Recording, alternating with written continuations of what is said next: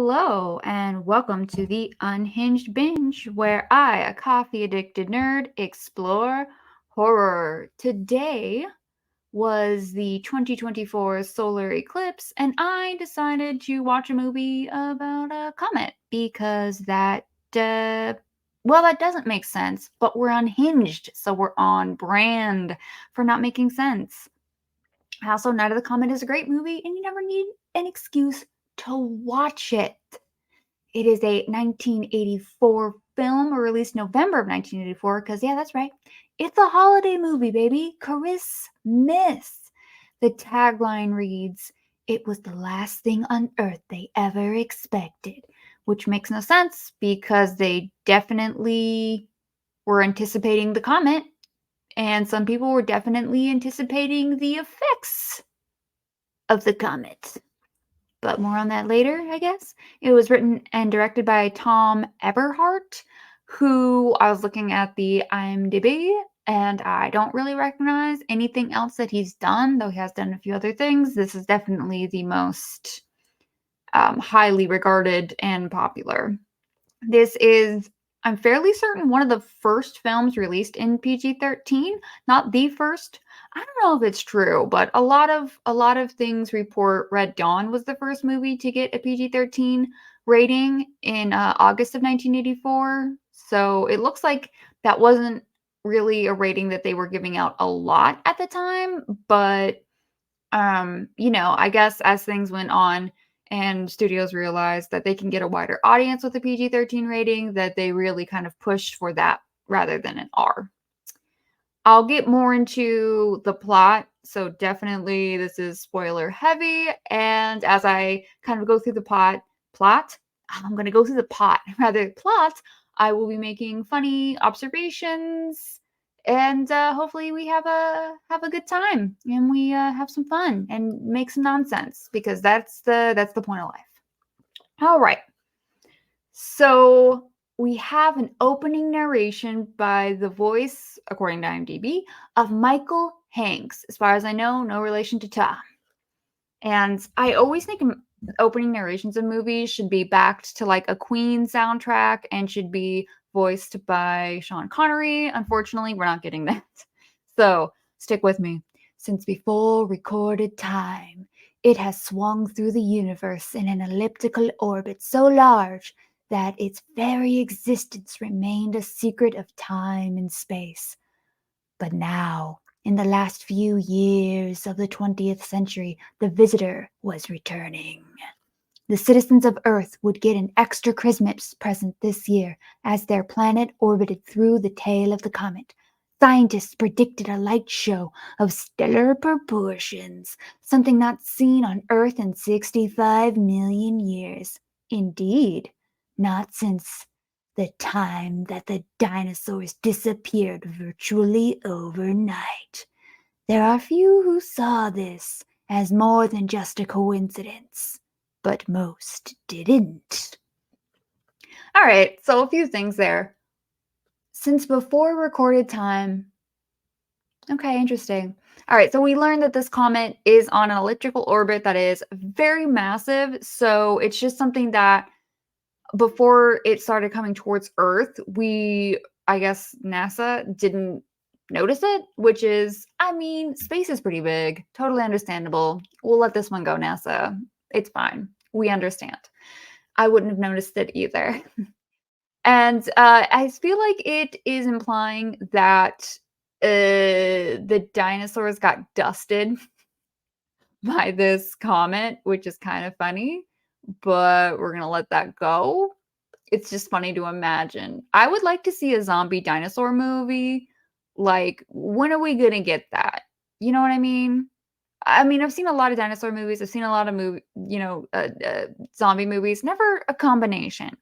I really feel like Velocipaster number 3, that's where you need to go. Bring us the zombie dinosaurs. And if you know a zombie dinosaur movie, oh my God, reach out to me on Instagram and let me know, please. I'm so willing to watch it. I'm ready. I'm prepared. I'm ecstatic. And then lastly, the last thing I want to point out, the last thing, I can English. And the last thing I want to point out is that they do kind of emphasize that we're getting an extra Christmas present this year. They really want you to know this is a Christmas movie, damn it. We're getting an 80s Christmas horror movie. That's important. Okay, cue the music. We have our intro as we see this song called The Whole World is Celebrating by Chris Farren. I will say the soundtrack in this movie is really phenomenal.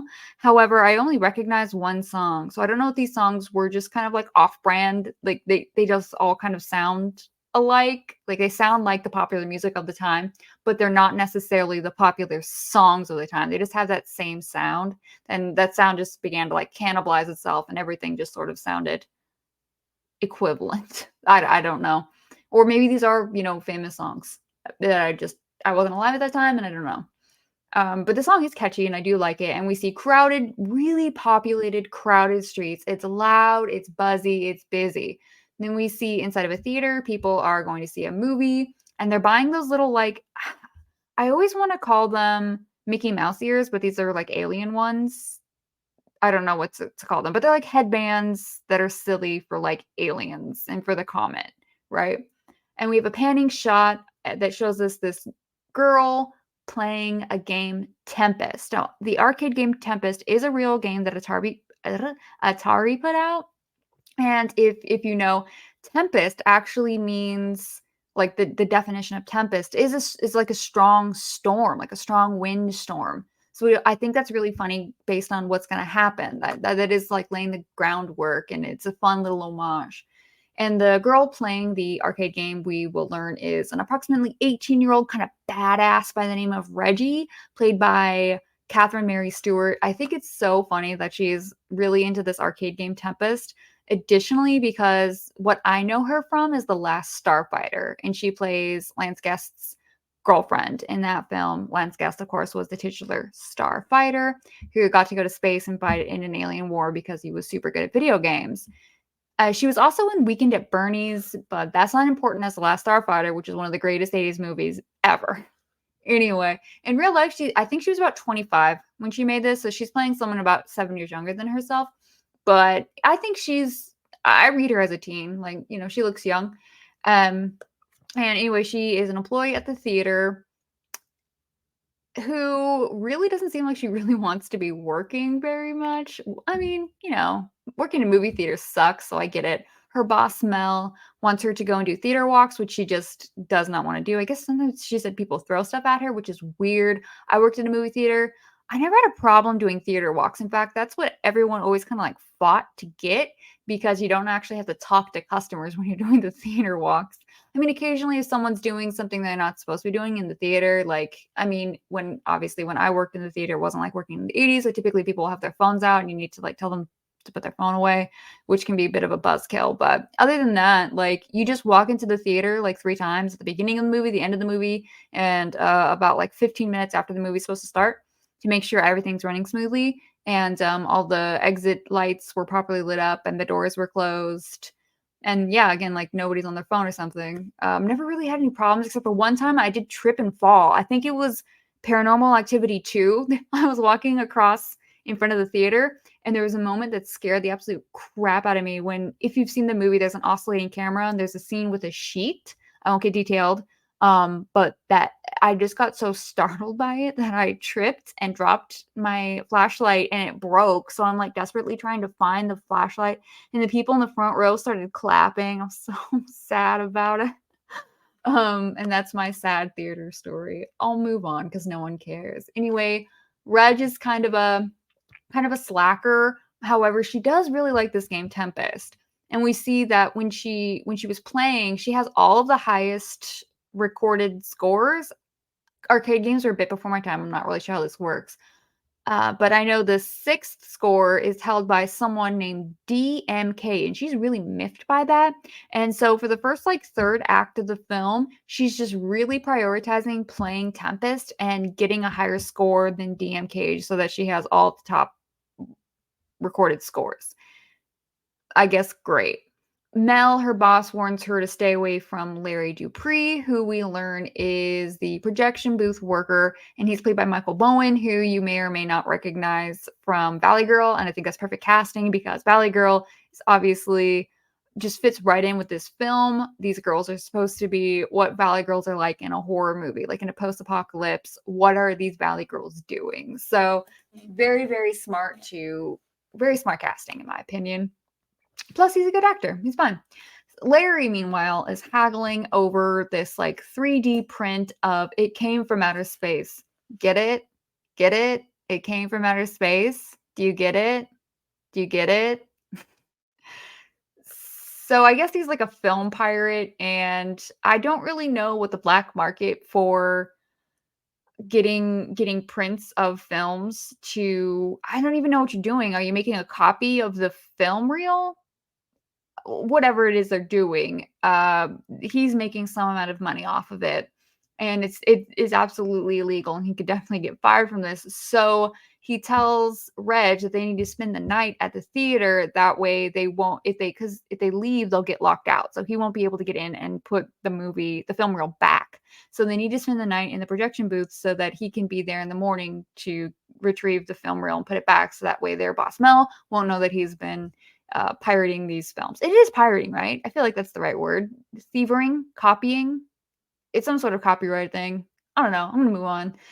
Okay, so then we get introduced to Kelly Maroney, who's playing the character of Sam, who's this like 16-year-old, very stereotypical Valley girl, wearing this like, oh man, the most aerobic 80s looking outfit I've ever seen. It's like McDonald's like mustard yellow and ketchup red colors. I mean, she looks great in it. Kelly Maroney, you may or may not know from Chopping Mall and Zero Boys. I absolutely love Kelly Maroney, and I think she plays the character of Sam absolutely perfectly. Well done. She's sitting on a couch and watching the news, and in the news report, we learned that the Comet will make its first appearance over the skies of Newfoundland. Also, there's this weird little thing that it seems like all the telecommunications are out in that part of the world. Oh well, moving on. Reggie calls home so that she can get an alibi, essentially, with Sam for their stepmother Doris. So I'm assuming they're not sure that Reggie's probably a senior in high school and Sam is probably a sophomore. Doris is not having it. She wants to have Reggie back home because she doesn't want to have any trouble with her father, who I think is this gets murky. I'm a military brat. I feel like I should understand this better. But I get he's like a ranger. I don't know if that's Marines or Army.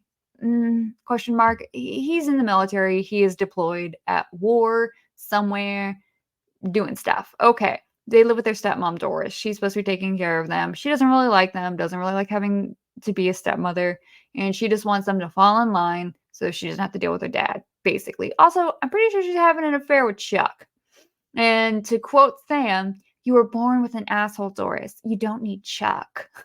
And oh man, Doris slaps Sam across the face, sending her careening. Sam comes back and slaps her. Wha! All right, go Sam, I'm for it. But then Doris isn't out of the fight yet. She comes back with a smile. She's got some life in her yet. She grabs Sam by the shirt collar, pulls her in, and punches her in the face, sending her bodily flying over the couch. And by God, she's broken in half. KO.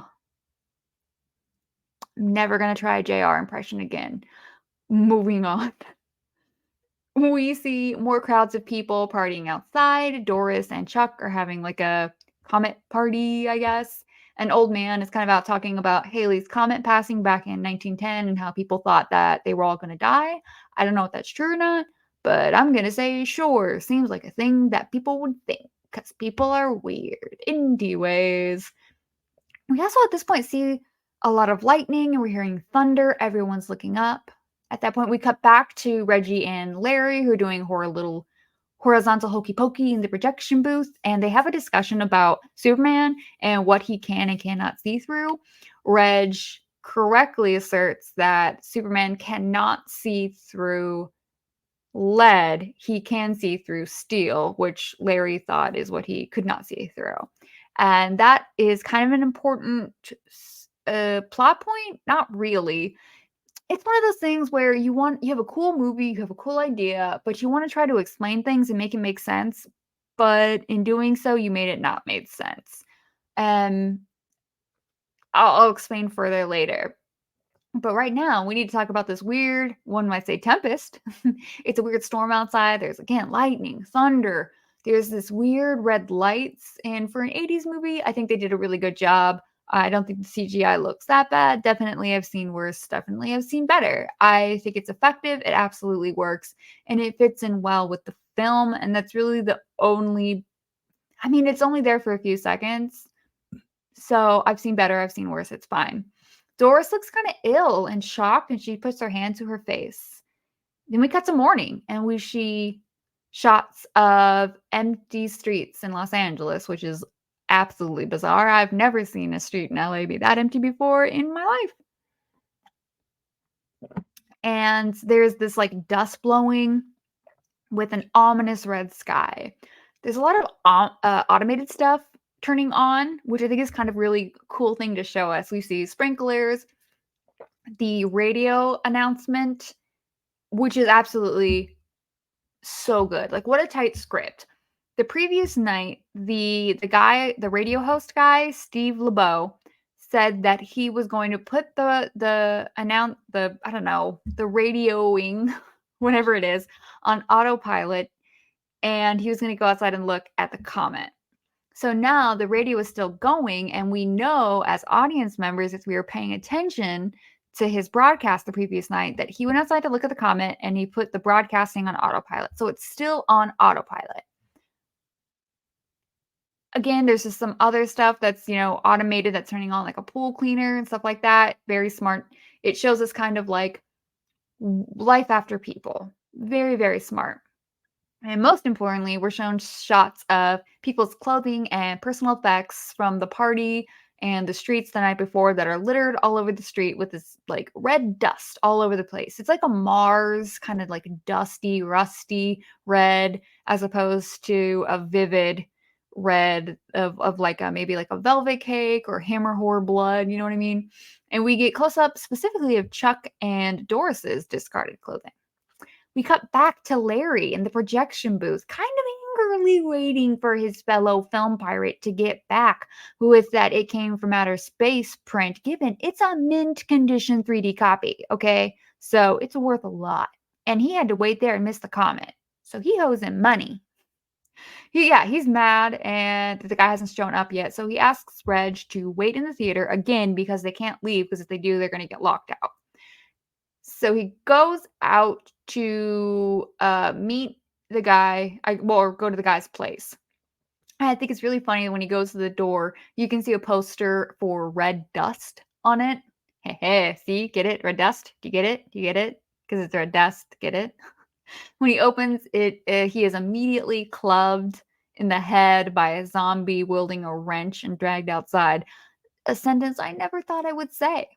Meanwhile, Reggie goes from the projection booth down to like the concession stand to steal some licorice. Oh, girl, I love red vines too. I'm right there with you. And again, she's still obsessing over DMK's score on Tempest. So she starts playing, and we definitely see why she's the last Starfighter's girlfriend, although she's now the wizard, okay? She's got nothing on Jimmy Woods. She does take back her 6th place slot from DMK, which didn't make sense to me because we see that there's like slots lower than 6th. So if she replaces his 6th place score, wouldn't he just move to 7th? Which made no sense to me, but whatever. Okay, she's won. She's the wizard. She's the starfighter. Good for her. Eat your licorice, girl. Have fun. But she starts to, get a little curious, a little bored. I think she has ADHD. What do I know? I'm not a professional. She peeks her head outside the theater. And I like that this store has a Death Race 2000 poster on it, and she ends up getting locked outside. She's kind of a ditz. She's definitely the smartest character here, but she's a ditz. It's fun. It's why not? Again, Valley Girls. What are they going to do in the end of the world? She doesn't really seem bothered by all the clothing. She does notice it, but not bothered by it. She notices Larry's keys and the bloody wrench, and his motorcycle is still there, which is a little eerie. She's kind of on alert at this point, which is smart. We like it. We love it. She hears some noises, goes to investigate, like she's never been in a freaking horror movie before. Don't like that. She gets confronted by the talking zombie who's currently eating the forearm slash hand of Larry. It's a severed forearm slash hand, and I think maybe I get the impression that Reggie didn't notice that he was eating a hand because she tries to reason with him and warns him that she's been trained to defend herself. They fight. She does manage to hold her own and get away on Larry's motorcycle and begins driving through the empty LA landscape, which would be mind blowing and weird, made additionally creepy by this beautifully horrific red sky. I don't know how they did that effect, honestly. I mean, I'm sure it's just like a simple filter, but to have it only overtake the sky, really well done. Really well done. And I'm sure this was like really difficult to shoot too, because it's not like they had a lot of time and ability to rope off the streets of LA. So a lot of this was shot very early in the morning, which would be a pain. Anywho's, she stops at a red light by a still running empty car playing Christmas music. Again, we know that, this radio station is on autopilot, so it's continuing to broadcast. And I gotta say, the battery life in this vehicle, it's a Mercedes Benz, is phenomenal. Honestly, phenomenal. Like, I don't know if like 80s cars were better or Mercedes was utilizing better batteries or something, but I love my vehicle, but her battery would be dead by now. Oh my gosh. Sadness. She really quickly accepts that something is very, very wrong. We do not waste time with her trying to, like, needing to be convinced or having any kind of shutdown. She's like, okay, something really bad is happening. Everyone's dead. This is the apocalypse or the dystopian now, present, future, current. You get what I'm saying? We're moving on.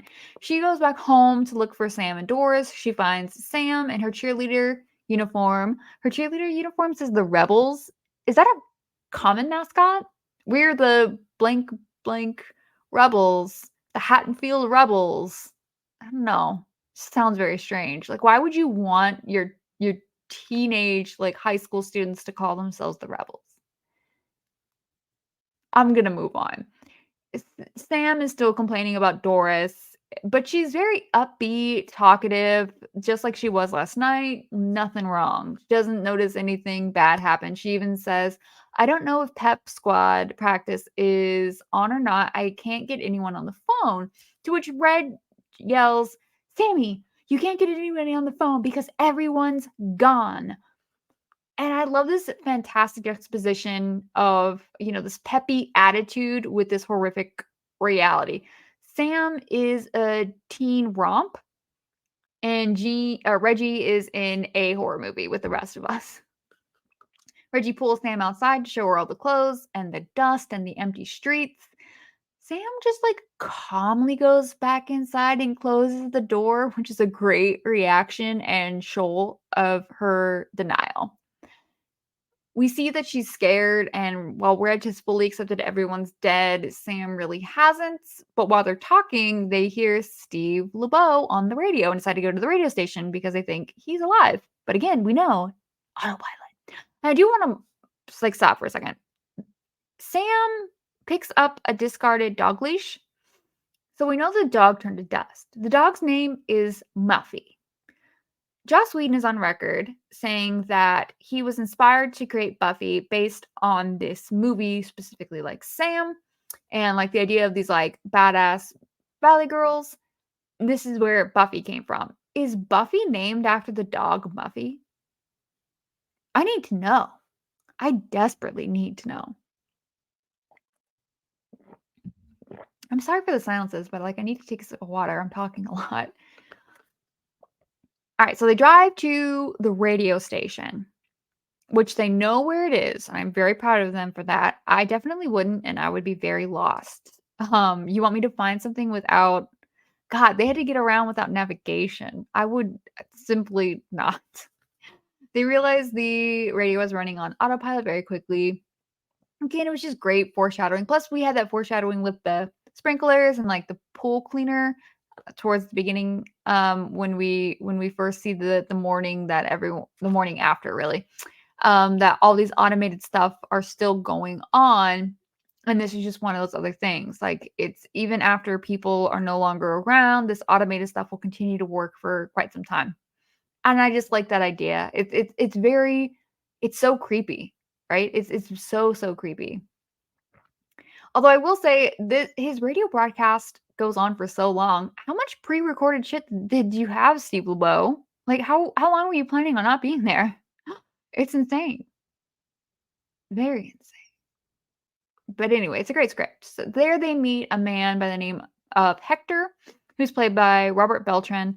I don't really know him from anything else. He was about 30 when he made this, and I'm sure he was in other stuff, but nothing that I'm really familiar with. He's not a zombie. He was a truck driver, or I guess now he's just a survivor. Tragic. Reg really protects her little sister while he has a gun pointed at her. But once he sees that she's not a zombie, he lowers the gun. But I do like he's being careful. He notices that, it's the zombie change starts kind of with the eyes.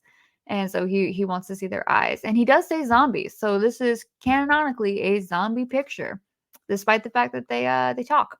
I like that. It for 84, it's still a pretty early zombie picture, and we're still kind of working on zombie lore. Return of the Living Dead hasn't come out yet, right? We're not looking for brains. Hector says that he came to town with a girl who was torn apart and eaten.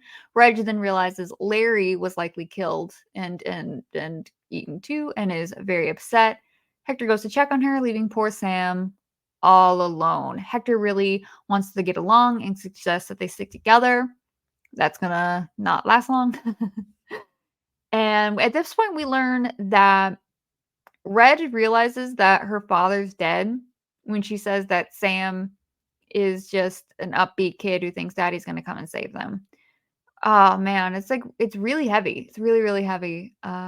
Hector says that he spent the night in the back of his truck with the girl he picked up.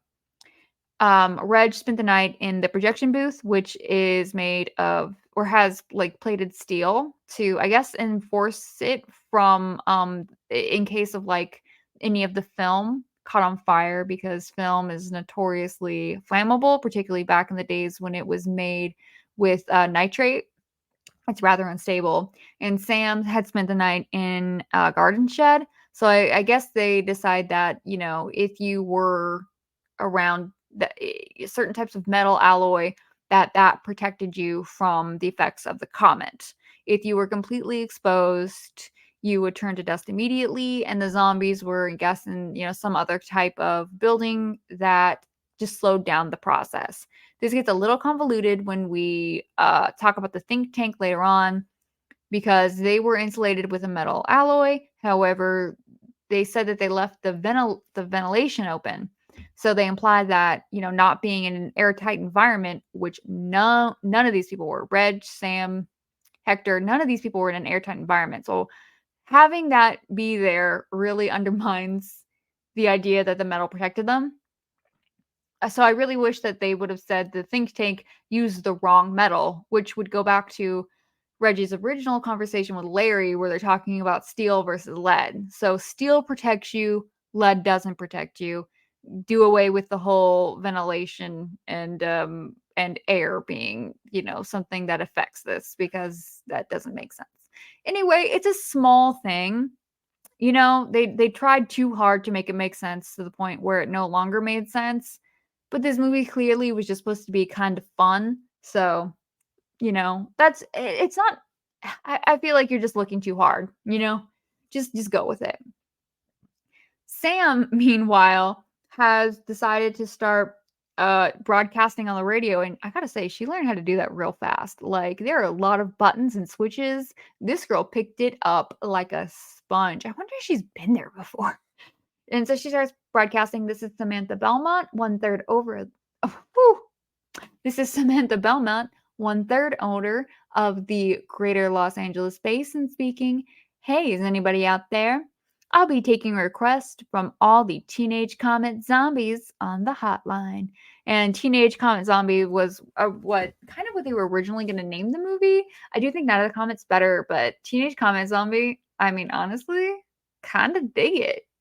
Not too bad. She ends up getting a call from the think tank in the desert. And we cut to the think tank. It's a group of scientists. I'm not sure. I think they're not military. I think it's just a group of scientists who started a collective when they realized what the effects of the comet were going to be. And they're arguing over whether or not they should bring more people back to the facility, like more survivors. And it's really giving Umbrella Corporation. And later when we see their logo, I gotta say, it looks pretty similar to the Umbrella Corp logo. Ooh, the Umbrella Corp logo. And I'm just waiting for the Red Queen to say, "You're all going to die down there." All right. So at this point, we are, I guess, treated to a nightmare sequence that Sam has. Then she wakes up, but oh no, she didn't actually wake up. She's still in another nightmare.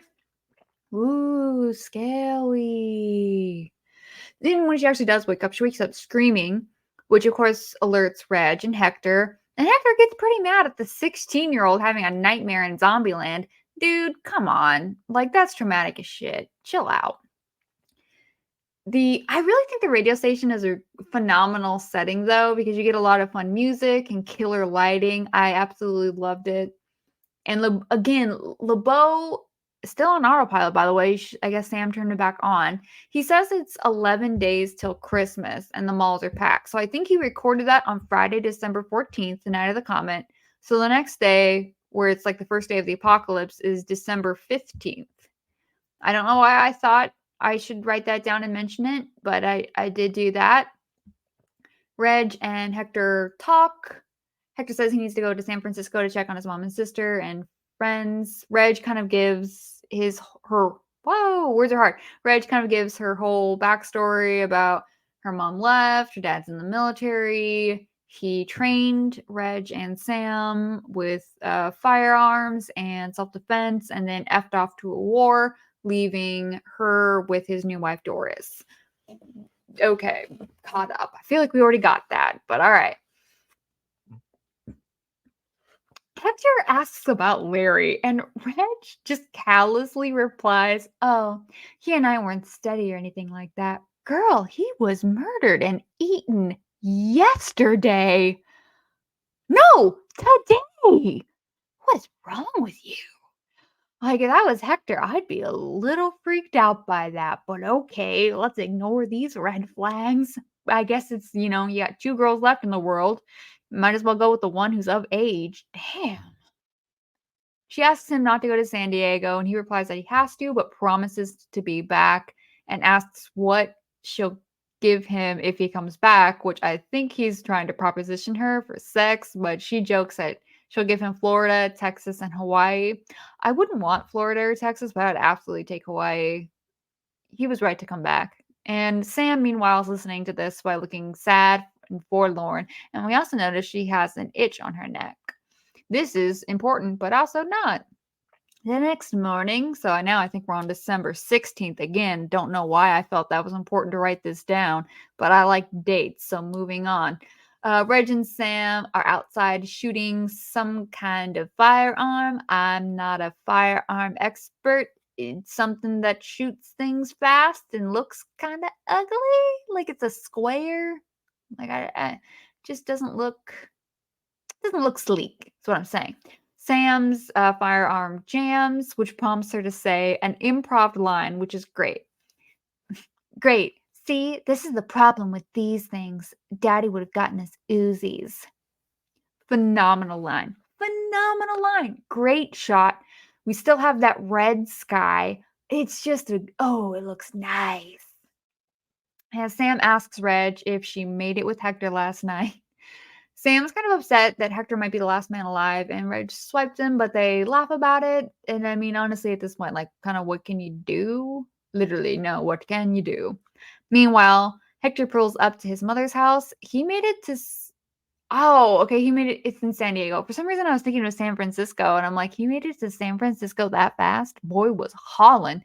And really, San Diego's only like an hour drive. I know how time works. It's fine. We got this. Geography is hard. there's music playing, and the music playing got his hopes up. But again, this is like an automated thing, like a recorder, not recorder. Oh wow, I'm young and old all at once. It's a a record. Yeah. I guess records can be, I don't know, it like turns itself on and off. I don't know how the needle goes on the record to play the song and then moves off of it and then moves back on it to play the song again. I don't know how those work. I might sound like an absolute idiot, but that was just legitimately before my time. So I didn't know that was a thing that did. So anyway, yeah, moving on. He realizes that he got his hopes up for nothing, and it's honestly a very somber moment. I've read on the IMDb that that was supposed to be a longer scene, and he was really supposed to have a breakdown. And I wish that had happened, but we're interrupted when a little zombie boy comes to the door, and it bothers me. Hector closes the door, and he doesn't even lock it, so the kid just turns the handle and comes in and attacks him.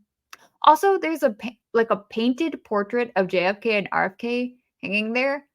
Don't know why I thought that was important to say, but the camera does linger on it, so there you go. That is there. And Hector's conversation is a strong word, but the one-liners he says to the boy are pretty funny. Like, there goes the neighborhood. He easily gets away, and he takes some mementos with him, like pictures of his mother and sister and some trophies and stuff. So back at the think tank, the scientist lady, who is, I believe, Dr. White, played by Mary Warnov. I don't think I said her name right.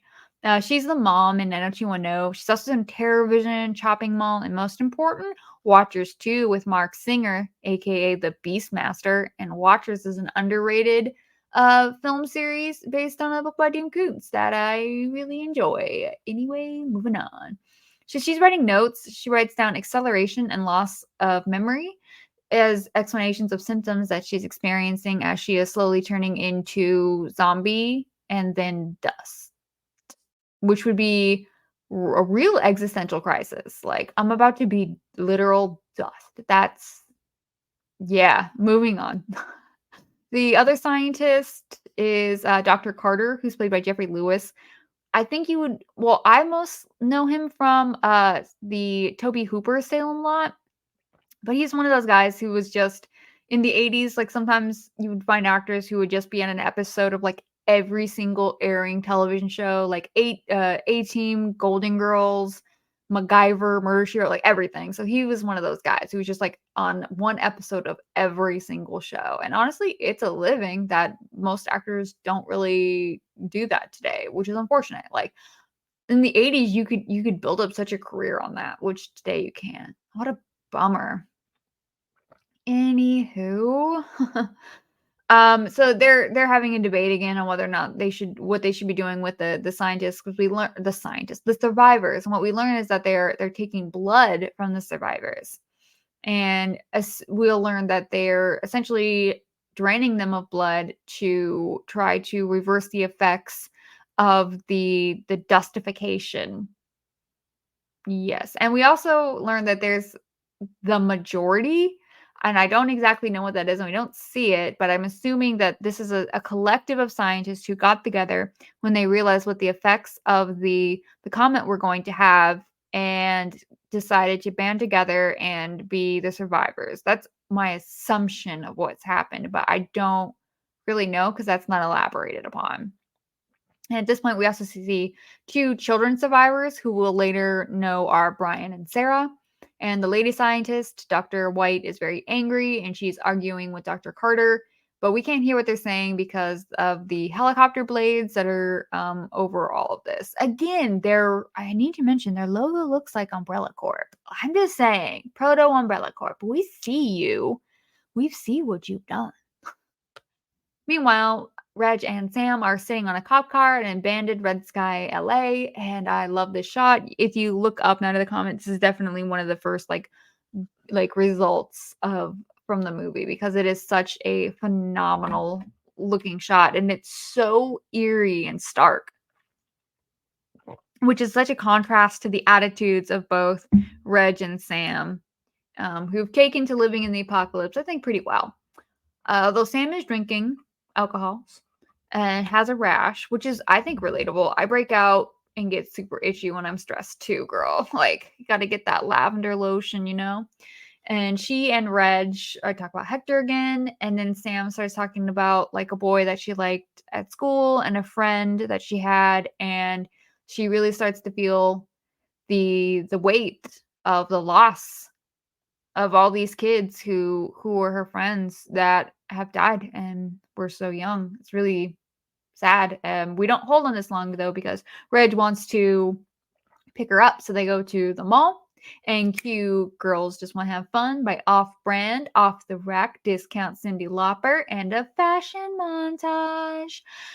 I love this scene. I think it's super fun. I honestly didn't even realize this wasn't like Cyndi Lauper's Girls Just Don't Want to Have Fun until I've heard other people say that it wasn't. I'm just not someone who notices those things. It sounded close enough for me, but when someone did mention it, I'm like, oh, okay, I can hear that that's not quite the right sound now that you mention it. But I don't think I would have come to that conclusion myself. And maybe also because I always sing along that I just don't actually hear it. I'm a nerd. Anyway, we see a creepy man watching them on security cameras, and he has a group of 3 goons with him. Again, like the radio station, I think the mall's a great setting. And, I think this script, the way it's written, it doesn't to me seem like an older person writing for young people. It seems kind of authentically young and juvenile in a way that's realistic. So it doesn't have that, hey, fellow young people spirit to it. And it doesn't seem mean spirited. Like it doesn't seem like an adult, like kind of making fun and poking a finger at youth. Like this just seems like, hey, what would kids do if this happened? And I do like that quite a bit. Neither here or there. Back to the plot. So the goons start to attack them. Sam, for whatever reason, stupid little girl, puts her firearm down amongst the shoes, and when the goons picks it up, although luckily Reg has her firearm on her like a smart person. People, stop writing women and girls that they put their weapons down in horror movies. No one's doing that. No one's doing that. We're holding on for dear effing life. Come on now. Yikes. So, outside, we see the scientists have shown up in the helicopter and are going to start their search for Reg and Sam. Meanwhile, they're in the mall kicking ass and taking names. Sadly, Sam is caught by this crazy zombie, Willie. Now, Willie is played by Ivan E. Roth, who has also played a zombie in Dead Heat, but more importantly, he plays Psycho Zombie in Night of the Creeps. Now, if you don't know that movie, look up Night of the Creeps. And the first image you're going to see is a crazy looking zombie. That's Psycho Zombie, and that is also played by Ivan E. Roth. This dude plays a zombie so often, and honestly, I get it. He's great at it. And he uses Sam to draw out Reg. And meanwhile, Reg has one of the goons hostage, but Willie shoots his own goon in the head. R.I.P. Goon number 2. I don't know if that was his official name, but that's what I'm calling him. Willie kind of screams, like very unhinged, I'm not crazy. I just don't give a fuck. Which is fantastic and one of my favorite lines, not just in this movie, just ever. That's a great line. And we cut to Sam and Reg tied up while Willie monologues, which now that's cruel and unusual punishment. But I think this is where we get kind of every zombie movie seems to be, some sort of conversation on consumerism. And I feel like a lot of them kind of feel the need to be, particularly after Dawn of the Dead. So here's that in this movie. This is Willie. See, we worked really hard to get ahead in this business, girls, and we don't get shit for it, but we do it because we know we can work our way up through the system, and the system works. Why, just a few days ago, we were only stock boys. Now we own the store, the American way. And then this happens, you coming in here and ripping us off. To which Sam replies, what do you want? You want us to pay for it? What? Which I'm with her. Like, what do you want? Cash? Like, credit? I don't, dude, it's the apocalypse. Who gives a fuck? But, we are getting this the American way. The system works. Girl, no, it doesn't. But it's the 80s and it's all about buy, consumerism, Reaganomics, and it was all a bunch of BS. And this movie kind of recognizes that. How stupid it is. Like even in the apocalypse, people still just want money. And it's like, what are you doing? You're still trying the system. Everyone's dead. Go home. Go home. Willie takes off his glasses to reveal zombie eyes, and I think it's really great makeup. I didn't write down who did the makeup. I suck, but the makeup is great. And he says, "You wouldn't believe what we want from you. In your worst nightmares, you wouldn't believe.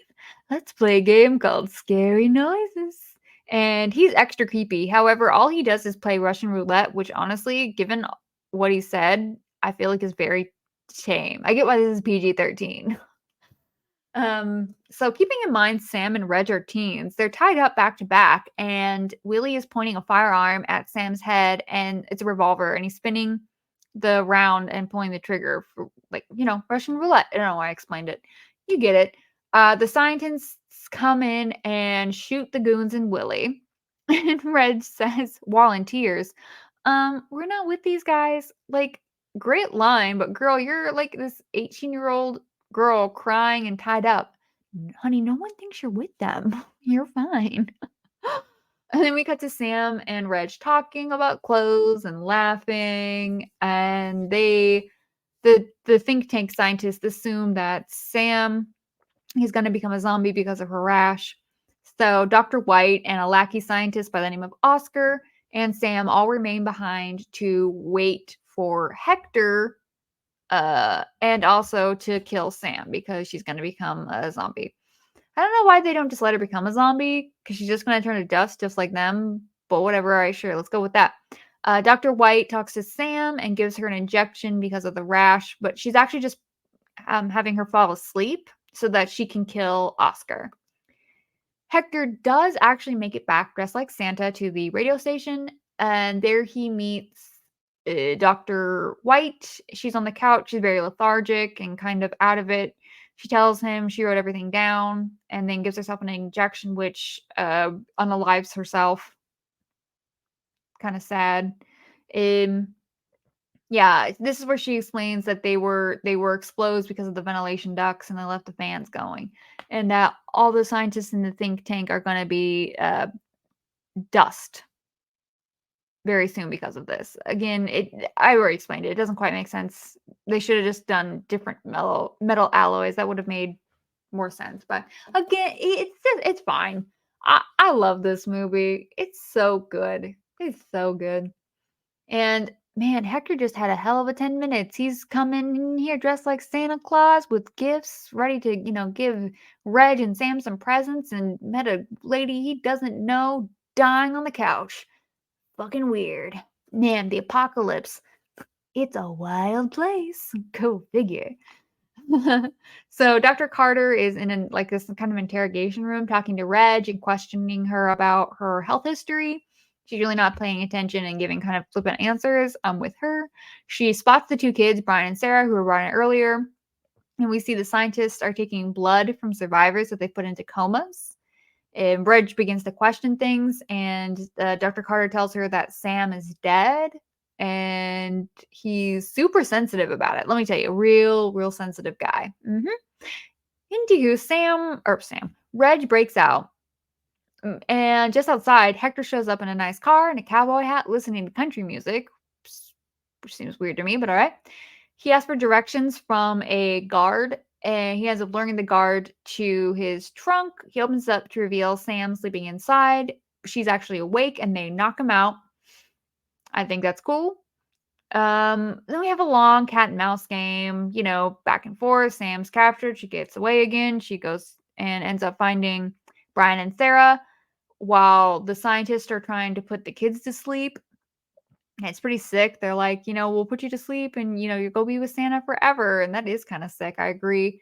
And Sam shows up and Reg is surprised. She's like, Sam, they said you were dead. To which Sam replies laughing. They exaggerated. Totally. It's very Snake Plissken. Totally.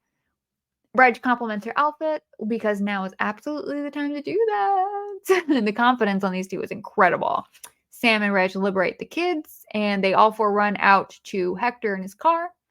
And they leave the two lady scientists to laugh themselves to death, which is kind of dark, but honestly, kind of funny too. Uncle Hector picks them out, but it turns out Uncle Hector has rigged the think tank scientists' cars to blow up, which is pretty genius. So he kills Dr. Carter and whatever the lackey's name was. And they get away back to LA. There's this like thunderstorm that washes away all the dust and the clothes, and now we don't have a red sky anymore. It's normal skies. I guess we're in the new age. The dawn of the after times. To Reg is taking photos of Brian and Sarah. They're all dressed up. I'm not sure how much time has passed. Is this the next day? Is this Christmas? No idea. They're all dressed up though. Sam is standing across the street, wondering if she should become a nun. What a very teenage thing to do. Buffy has the same thing in an episode. Anyway, moving on. No one cares about Buffy except for me. They show up and stand across the street waiting for the light to change on the crosswalk sign, which pisses Sam off. Reg says, "We do not cross against the light. The whole burden of civilization has fallen upon us." Again, Sam is just fed up, and she storms into the street. She's, "That's totally stupid. There's nobody here. See, we're talking to a ghost town." Suddenly, a car comes speeding down the street, nearly hits her. The driver swerves back around and stops to say, "God, I'm sorry, but you shouldn't cross against the light like that. Buddy, you were speeding. Don't blame the pedestrian for your near homicide." And we learned this is Danny Mason Keener, aka DMK. Oh, yeah, you thought it wasn't going to come back, but it did. He's played by Mark Popel, who you can see as being a background character, one of the football players in Christine, which tells you how many times I've seen the movie Christine that I recognized him. Anyway, he offers to take Sam on a ride, and they are making googly eyes at each other. Reg and Hector ask a few questions about him before letting Sam go off with him, but she does need to be back by midnight. Remember, the whole burden of society has fallen upon us. Then we have a terrible song to end the movie with, which is funny because all the rest of the songs in this movie were fantastic. And then what really pisses me off here in the ending is that Hector, Brian, Sarah, and Reg then go play football in the middle of the street. You won't walk across the street in the crosswalk against the light, but you'll play football in the middle of the street. Make it make sense, Reg. Make it make sense. Explain society to me. Anyway, I mean, yeah, I love this movie. 5 out of 5 stars. I'd recommend it to anybody. I mean, even if you don't like horror movies, it's not bloody. You know, it's not gory. I think anybody could watch this film and have an absolutely fun time. I think it's perfectly acceptable. Maybe not little kids, of course, but I think I saw this movie for the first time in my life on my 16th birthday, which was a really great time to watch it. Yeah, it's just a blast. It's an absolute blast of a film. It's really fun. It's entertaining. Does it make sense? Not usually, but like, who cares? It's visually very interesting. The music is really fun and not something you're going to hear 1,000 times over because, again, it's just like basic 80s. I feel like AI could create it. Like, make me up an 80s hair metal song, and this is what it would spit out. It's almost not quite. It's almost peak 80s horror. Not quite. Very, very close though. I mean, what would Valley Girls do in a zombie apocalypse? This is it. And Buffy, I think, has obviously a tainted history now, but I would be lying if I said Buffy didn't have a huge impact on my life, and I would be lying if I said this movie didn't have a huge impact on my life. I absolutely adore this film. Would recommend. I don't know why you would listen to this, but if you did, thank you so much for listening. And now, if you excuse me, I have some oozing to do. Stay with the rainbows.